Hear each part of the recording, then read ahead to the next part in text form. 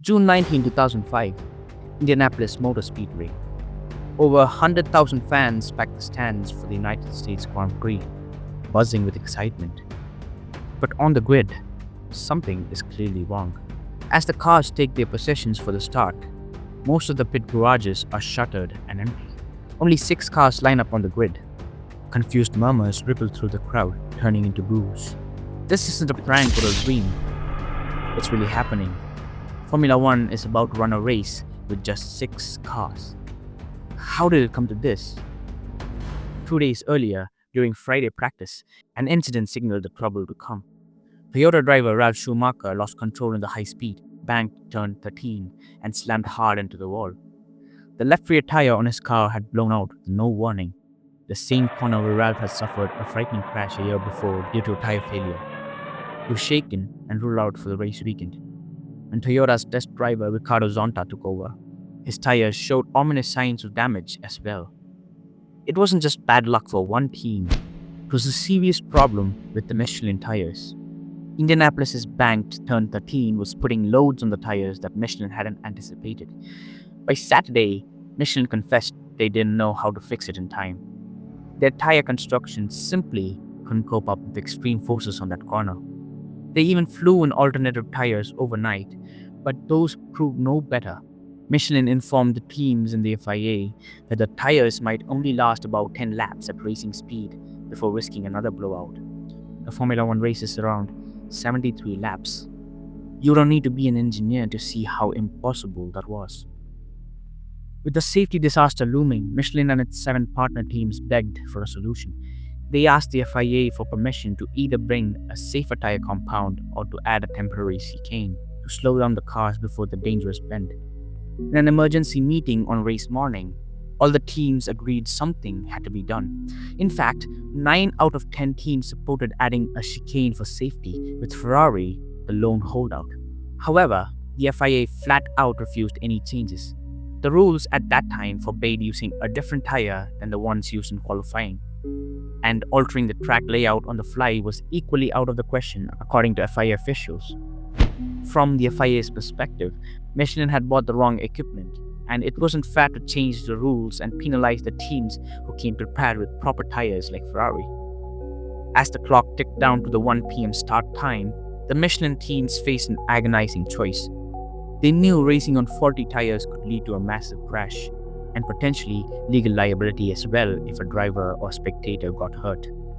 Ultimately, those 14 cars decided they could not start the race on safety grounds. If no compromise was reached, they would withdraw, a decision unprecedented in Formula One history. The fans at Indianapolis that Sunday had no idea about the drama unfolding behind the scenes. All 20 cars went out on the grid for the formation lap because the Michelin teams hoped up to the last second for some solution. The world watched with bated breath, unsure if the Michelin-shod cars would actually park it or try to race. As the formation lap finished, the answer became clear and shocking. One by one, all 14 Michelin-equipped cars drove into the pit lane and back to the garages, refusing to take the start. Only the 6 cars running Bridgestone tires, Ferrari, Jordan, and Minardi teams were left on the track to take the green flag. For a moment, people were in disbelief. Even on TV, I sat there stunned. I had never seen anything like this. In the grandstands, confusion quickly turned into fury. The crowd realized they weren't going to see a real race at all. A chorus of boos erupted. Fans waved their arms in anger. Some were crying foul, thinking they'd been cheated. They paid to see 20 high-tech race cars battling, and now 14 of them had just disappeared. What followed was chaos in stands. Thousands of upset fans rushed to the ticket office, demanding refunds. So many that Indianapolis police were called in to keep order. Large sections of the crowd simply walked out in disgust within minutes of the race starting. Those who stayed made sure their anger was heard. Boos echoed around the speedway, and a few fans even hurled bottles and cans onto the track in protest. It was an ugly, surreal scene, something you'd expect at a bad wrestling event, not a Formula One race. Race officials worried the situation might get out of hand. The Speedway's boss, Tony George, refused to go on track for the ceremonial duties, fearing for his safety if he stood in front of angry fans. No one could remember a crowd this angry at a Grand Prix. On the track, meanwhile, the race was a mere formality. 6 cars circulated around the 2.6-mile road course, essentially just to fulfill the event. The two Ferraris quickly pulled away into an easy 1-2 formation, and behind them, the two Jordans and the two Nardis bundled around. There was virtually no on-track battling. After all, 6 cars spread out on a big track don't encounter each other much aside from lapping. The only brief moment of drama came when Michael Schumacher nearly tangled with his teammate Rubens Barrichello during a pit stop cycle, forcing Barrichello to take evasive action onto the grass at one point. Aside from that, it was a dull procession. After 73 uncomfortable laps, Michael Schumacher took the checkered flag, Barrichello right behind in seconds. Ferrari had their 1-2 victory, but there was no triumph in it. Third place went to Thiago Monteiro in the Jordan, more than a lap down, giving the Portuguese rookie his first and only F1 podium. In fact, all 6 drivers who finished scored points that day, a strange quirk of a race with so few competitors. The podium ceremony that followed was one of the most subdued and awkward ever. There were no VIP dignitaries on hand to present the trophies. Most had bailed from the embarrassment. The Italian and Brazilian national anthems played for Ferrari's win, but almost drowned out by the sounds of booing from the stands. Schumacher and Barrichello stood on the podium looking apologetic. Tellingly, they did not spray the traditional champagne, choosing to skip the celebration out of respect and perhaps shame. Monteiro, on the other hand, still smiled and held up his trophy. It was the highlight of his career, even if achieved under bizarre circumstances. For the Ferrari drivers, it was the most joyless victory imaginable. The fallout began immediately.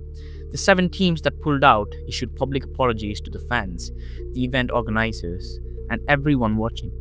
They knew they had made the only safe choice, but they were sorry that it came to this fiasco. Michelin faced heavy criticism for not bringing appropriate tires, and they accepted the blame, later refunding all the ticket holders for the race as a gesture of goodwill. They also bought 20,000 tickets for the following year's US Grand Prix to give out free to those affected. The FIA, however, was unyielding in its stance. It charged the Michelin teams with violating the rules by not racing, and summoned them to a hearing. Ultimately, the teams were found guilty of failing to race, but were not punished beyond a reprimand. The FIA recognized there were extenuating circumstances. Still, FIA President Max Mosley insisted that no matter what, rules could not be bent due to one supplier's mistake. In his view, if your tires can't handle a corner, you slow down. You don't change the track for those who got it wrong. In the United States, the 2005 US Grand Prix became notorious. It generated enormous negative publicity for Formula One in a country where the series was trying hard to gain popularity. Many American fans felt alienated and angry. It's no surprise that F1's tenure at Indianapolis only lasted 2 more years after 2005. The damage was done. When Formula One returned to the US years later, it was under very different circumstances and with a single tire supplier for all teams. To this day, people still talk about a 2005 Indianapolis race as a cautionary tale. It's the go-to example of how politics, corporate competition, and safety fears can implode spectacularly. Ask any longtime F1 fan about the strangest race they remember, and chances are they'll bring up the 6-car race. Nearly 20 years later, the 2005 United States Grand Prix remains one of the sport's darkest hours. A Grand Prix that turned into a grand fiasco and an unforgettable lesson in how not to run a race.